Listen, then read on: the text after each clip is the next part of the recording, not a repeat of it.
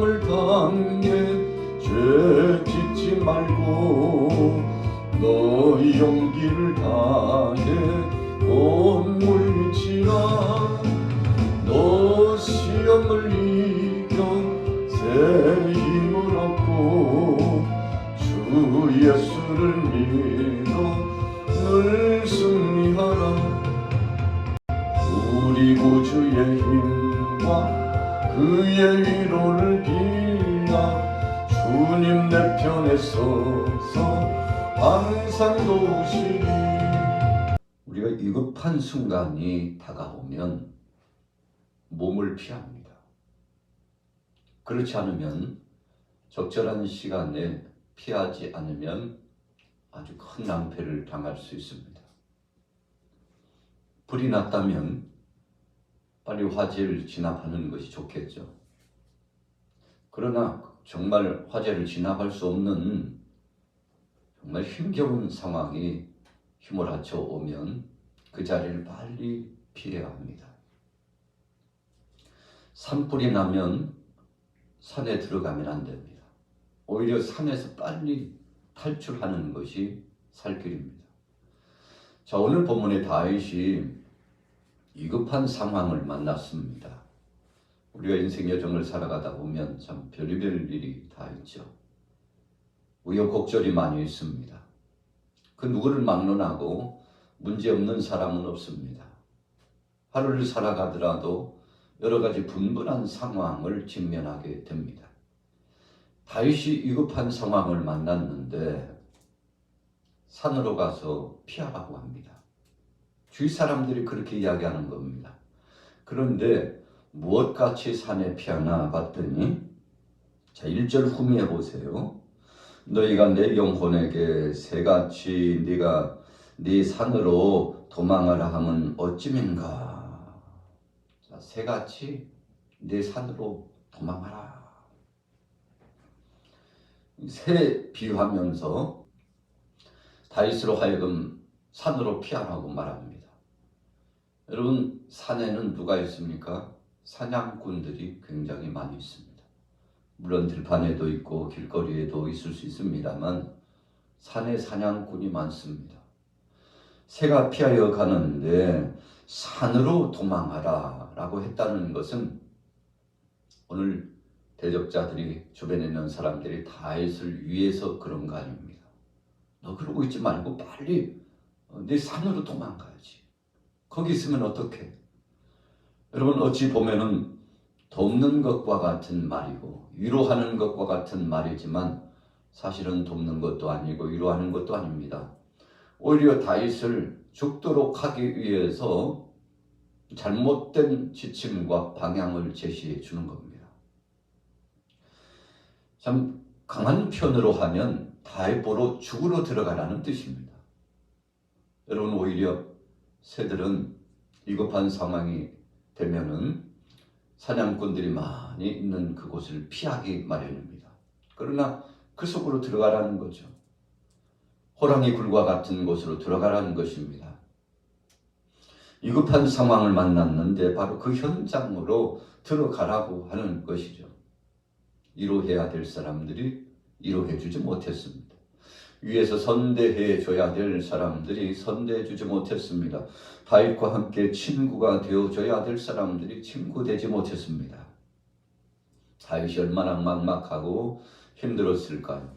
여러분, 우리가 살아가면서 정말 힘겨울 때, 물질적으로 어려울 때, 또 상황적으로 녹록하지 않을 때, 인간관계 속에서 정말 친구를 원할 때, 때로는 우리가 가정 안에, 친속 안에, 지역 안에, 나라 안팎에서 어려움을 만났을 때 누군가의 지원을 필요로 합니다. 물자를 원하기도 하고 따뜻한 마음을 원하고 선대하여 앞에서 끌 때 뒤에서 밀어주기를 원하고 가장 각색의 모양으로 지원해주고 도움 줄 사람들을 원하는 것입니다. 여러분, 그러나 오히려 뒤에서 밀어주기보다는 끌어당기는 역사가 있다면 얼마나 낭패고 힘들겠습니까? 지원해 줘야 되는데 오히려 대적질을 한다면 얼마나 힘겹겠습니까? 오늘 다윗이 그런 어려움을 만났습니다. 그때 어떻게 했습니까? 1절에 보니까 첫 머리에 뭐라고 표현했습니까? 내가 여호와께 피하였거늘. 하나님 앞에 피하고 피난처 대신 그분의 도우심을 청원하고 하나님 밖에는 내게 소망이 없다고 그렇게 고백하면서 나갔는데 주변에 있는 자들이, 대적자들이 뭐라고 합니까? 거기서 빨리 나와. 네가 평시에 살던 그 산으로 가라. 여러분, 다윗을 잡기 위하여 올무를 놓으면서 몰아갔다는 것입니다. 사냥꾼들이 짐승이나 새를 잡을 때 올무를 놓고 그물을 쳐놓습니다. 그리고는 새가 그 망에 걸리기를 원하죠. 사냥꾼이 총을 가지고 겨눕니다. 그리고 몰입꾼들을 사용합니다. 어떤 때는 짐승으로 몰이하고 또 어떤 때는 사람들을 써서 몰이합니다. 그래서 사냥하기 좋도록 몰이하는 것입니다. 소리를 냅니다. 괴상한 소리를 내서 몰아갑니다. 그리고는 포위망을 좁혀옵니다. 자, 오늘 다윗에게 그와 같은 사냥꾼과 같은 대적자들, 악을 행하는 자들, 다윗을 모함하고 넘어뜨리려고 계획을 꾸미는 자들이 있었는데, 그러나 오늘 다윗은 눈 하나 깜짝하지 않았습니다. 어떤 환란이 찾아오고 공격하는 자들이 득세해도 그가 숨어야 될 곳, 피할 곳은 여호와 하나님, 바로 그분의 품 밖에는 없다는 사실을 잊지 않고 있었습니다. 여러분, 물을 떠난 고기가 살 수 없다는 것을 잘 압니다. 그래서 고기는 물가로 가야 합니다. 위급하다고 해서 물에서 튀쳐나오면 잠깐은 피할 수 있는 것 같지만 근원적으로 죽을 수밖에 없습니다. 몸이 수분이 떨어지고 메말라가지고 헐떡거리다가 결국은 죽을 수밖에 없습니다. 여러분, 그래서 피해야 될 곳으로 피해야 합니다. 우리가 환난을 당하고 고통을 당하고 질병에 여러 가지 아픔을 경험하게 될 때 피난처가 어디입니까? 하나님이에요. 하나님께 피합니다. 몸이 곤고하고 정신적으로 핍절하고 영혼이 쇠잔해졌을 때 하나님께 피하고 하나님 앞에 부르짖어 기도합니다. 말씀을 묵상하고 그 말씀 속에 답을 찾으려고 합니다. 하나님 앞에 호소하고 아뢰입니다. 때로는 통곡하면서 하나님 앞에 부르짖죠. 자, 2절 가봅니다. 악인이 화를 당기고 화살을 시위에 먹이며 마음이 바른 자를 어두운 데서 쏘려 하는도다. 자, 어두운 데서 쏜다는 것은 일부러 함정을 파놓고 죽이려고 한다는 것입니다.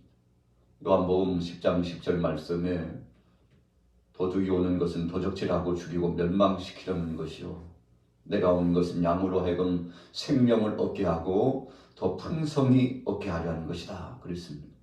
여러분, 하나님은 우리를 모해하거나 공격해서 죽이려 하거나 함정을 파놓고 그곳에 빠져서 낭패를 당하고 죽도록 하고자 그렇게 하시는 분이 아닙니다.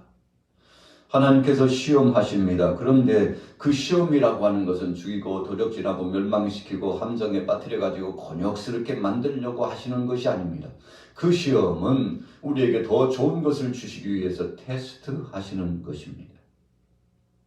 그래서 우리가 성경을 보면 두 가지 시험이 있는데, 한 가지 시험은 테스트한다라는 시험입니다. 야고보서의 말씀에 아주 적나라하게 잘 표현되어 있죠. 또 한 가지 시험은 무엇입니까? 상대를 죽이고 멸망시키려고 일부러 의도적으로 함정을 파놓고 유혹하는 것입니다. 그래서 첫 번째 시험은 테스트한다. 이 테스트라고 하는 것은 이 과정을 마치면 더 단련되고 좋아지게 하시려고 하시는 하나님의 섭리죠.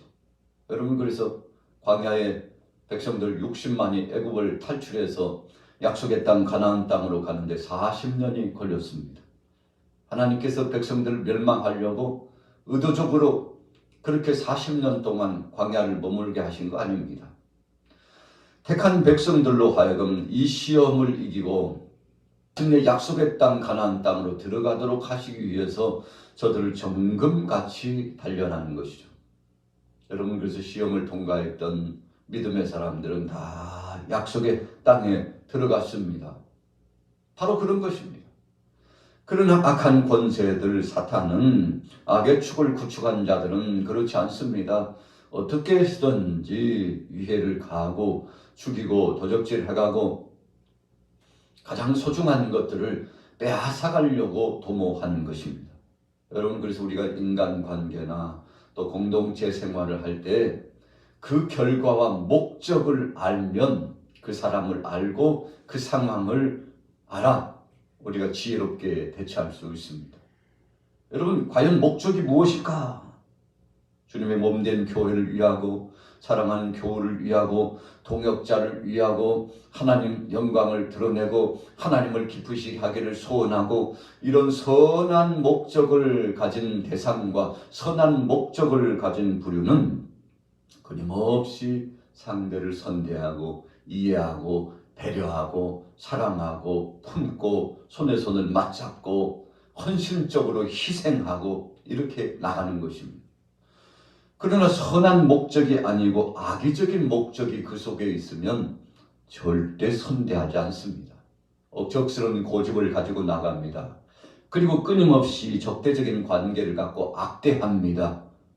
그리고 공동체를 파산하는 배처럼, 깨져버리는 그릇처럼 깨트립니다. 여러분, 그래서 대적자의 모습으로 등장하게 되는 것이죠. 오늘 시편 기자 다윗이 그런 영적 체험을 했습니다. 야, 네 산으로 빨리 도망가야지. 왜 여호와께 피하고 있어? 자, 오히려 온전한 믿음 생활을 하고 하나님 앞에 영광 돌리는 다윗을 모하고 위해하고자 어그러진 방향을 제시했는데, 자, 살리려고 하는 목적이 아닙니다. 함정을 파놓고 넘어뜨리려고 하는 목적이 그 속에 있었다는 것입니다. 선한 뜻이 아니었어요. 여러분, 그래서 악한 권세들, 이 사악한 원수마귀 권세들은 그 종결편 목적과 결과가 좋지 못합니다. 늘 어둡습니다. 침울합니다. 비관적입니다. 부정적입니다. 하나님의 영광과 뜻과는 상관없습니다. 육신적인 소욕으로 나갑니다. 세상 것을 좋아합니다. 어떤 때는 세상 것보다도 더 잔인한 그런 행태를 보입니다. 왜 그럴까요? 여러분, 그 속에 악한 역사가 지배하고 있기 때문에 그렇습니다. 자, 3절 보세요. 터가 무너지면 의인이 무엇을 하랴? 여호와께서는 그의 성전에 계시고 여호와의 보좌는 하늘에 있으며 그의 눈이 인생을 통촉하시고 그의 안목이 그들을 감찰하시도다. 여러분, 하나님께서 다 감찰해 보고 계십니다. 터가 무너지면 의인이 무엇을 하랴? 이 터라고 하는 것은 하나님의 뜻에 맞추는 것이죠. 여호와 하나님의 집에 들어가는 것입니다. 하나님의 말씀에 기초하는 것입니다. 예수님께서 나사렛에서 성장하셨는데 목수의 아들로서 그가 생활을 했죠. 그래서 집 짓는 데 있어서는 여러 가지 많은 것들을 경험하셨습니다. 물론 하나님이신 그분은 경험하지 않고도 지혜가 있으시고 그 모든 것에 선한 역사를 이루시기에 충분하신 분입니다. 그런데 예수님께서 건축 기술에 대해서 예를 들어서 말씀을 하셨죠. 터를 세울 때, 기초를 놓게 될 때 반석 위에 세워야 된다. 기초가 튼튼해야 된다. 견고하고 흔들림이 없어야 된다. 비가 오고 장수가 터져 나와도 결코 반석 위에 세운 집은 무너지지 않는다. 모래 위에 세우지 말라. 예수님 그렇게 말씀하셨죠. 여러분, 진리입니다. 오늘 시편 기자도 터가 무너지면 안 된다고 생각했습니다. 여러분, 우리가 세상이 아무리 요란하고 참 뒤숭숭하고 우리가 살기 힘든 상황을 만나도 이 믿음의 기초만 흔들리지 않으면 이 길을 극복할 수 있습니다. 그래서 우리가 맹수태를 만나도 정신만 차리면 산다 그러지 않았습니까? 여러분, 베드로는 사탄이 우는 사자처럼 공격해 온다고 그랬습니다. 얼마나 간악하게 공격해 오는지 틈을 노린다고 그랬어요. 바울도 믿음으로 깨어있지 않으면 악한 권세가 우리를 좀먹는 것처럼 대적해 와서 넘어뜨린다고 했습니다. 여러분, 그것이 믿음의 터가 흔들리면 안 됩니다. 오늘 다윗이 자기의 마음의 심지, 믿음의 터를 굳건히 지켰습니다. 여러분, 어떤 사람은 환난이 오고 풍파가 오면 믿음이 흔들려가지고 뿌리까지 뽑힐 듯한 참 그런 인상 짙은 모습을 드러내죠. 그러나 어떤 믿음의 사람들은 추워도 흔들림이 없습니다. 담대하고 오히려 기쁨으로 승리해 나가죠. 자, 4절에 보세요. 여호와께서는 그의 성전에 계시고 여호와의 보좌는 하늘에 있으며 그의 눈이 인생을 통촉하시고 그의 안목이 그들을 감찰하시는도다. 세상이 어수선해도 하나님만큼은 나를 떠나지 않고 나와 동행하신다. 이런 믿음을 가졌던 것입니다. 5절에 보세요. 여호와는 의인을 감찰하시고 악인과 폭력을 좋아하는 자를 마음에 미워하시는도다. 여러분, 하나님께서 한마디로 말하면 다윗 편에 섰다는 것입니다. 여러분, 주위에 있는 사람들이 내 편에 서서 나를 위로하고 지원해주면 얼마나 힘이 솟구칩니까? 가족들이 내 편에 서서 함께 해주면 얼마나 사랑스럽습니까? 그래서 집이 좋은 거죠. 공동체, 교회가 좋은 거 아니겠습니까? 사랑하는 동역자들이 쉴 사이 없이 기도해줘요. 오늘 아침에도 이렇게 기도의 동산에 나오시고 원근 각처에서 이 큰 시에 맞춰놓고 6시를 중심으로 우리가 하나님 앞에 예배하면서 함께 부르짖어 기도하는데 참 든든하잖아요. 지원부대가 있는 것입니다. 오늘 다윗은 하나님이 자신의 편이 되는 것이 너무 감사하고 위로가 되는 것입니다. 어떤 사람들에게도 받을 수 없는 위로를 하나님께로 받았다는 것입니다. 수가성 여인, 사마리아 여인이 사람들에게 위로받지 못했습니다. 심지어는 가족들에게조차도 위로받지 못한 상황입니다. 그러나 예수님 만나고서 고민이 끝났습니다. 문제가 풀어졌습니다.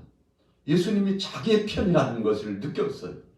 얼마나 기쁜지 그렇게 고대했던 메시아가 오셨다는 것을 확인하고 동네에 나가가지고 와서 보라고, 그분이 오셨다고. 와 보라, 유명한 표 아닙니까? 여러분, 수가성 여인이요, 와 보세요, 그리스도가 오셨다고. 사람들이 모여들었는데 나중에는 주님 앞에 모여들었던 사람들이 주의 말씀을 듣고, 야, 처음에는 너 때문에 여기 왔지만 이제는 우리가 자의적으로 예수님이 그리스도인 것을 믿는다고 고백하게 되지 않습니까? 여러분, 이것이 양육의 단계요, 전도의 기쁨입니다. 우리가 전하면 열매는 하나님이 맺게 하시고 예수님이 책임져 주셨다는 뜻이죠. 6절에 보세요. 악인에게 그물을 던지시리니. 자, 보십시오. 무슨 뜻입니까? 의인의 반열에 속했던 다윗을 하나님이 감찰하시고 함께 해주시고 도와주시지만 악인들은 그렇지 않는다는 것입니다. 하나님께서 주목해 보고 계시다가 저들을 심판하는데 불로서, 유황으로서 심판하셨습니다. 우리가 성경에 유황불로, 심판의 그 뜨거운 불로 하나님께서 친히 악인들을 심판하신다는 말씀을 주고 계십니다만 그렇게 되었습니다. 자, 결론입니다. 7절 말씀에 여호와는 의로우사 의로운 일을 좋아하시나니 정직한 자는 그의 얼굴을 배우리로다. 여러분, 하나님은 의로운 자 편입니다. 또 그분은 속성상 의로운 분입니다. 정의와 공평을 이루신 분입니다.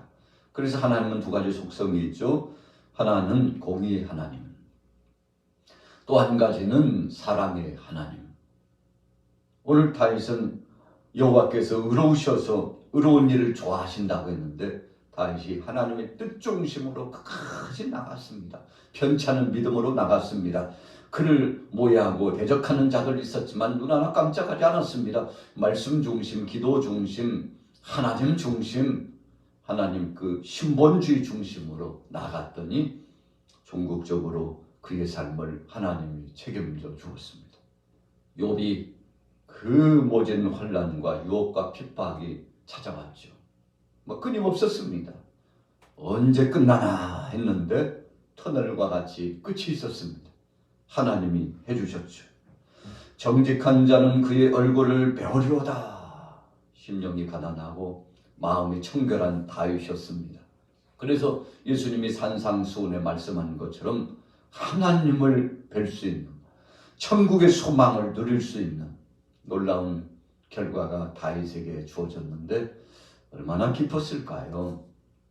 기도했는데 응답되었습니다. 기다리고 사모했는데 그분을 만나 뵙게 되었습니다. 그래서 시편 23편에 여호와는 나의 목자시니 내게 부족함이 없으리로다. 왜요? 그분이 다 인도해 주셨대요.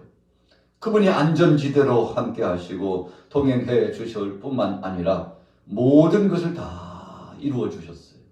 오늘 다윗이 시편 11편의 말씀을 통해서 진정한 피난처이신 주님 앞에 피했더니 하나님이 다 역사해 주셨죠. 내가 다 해줄게, 내게로 와. 주님이 주신 말씀입니다. 오늘 여러분들도 하루를 살아가시면서 피난처 되신 주님 안에서 승리하게 되시기를 예수님의 이름으로 축원합니다.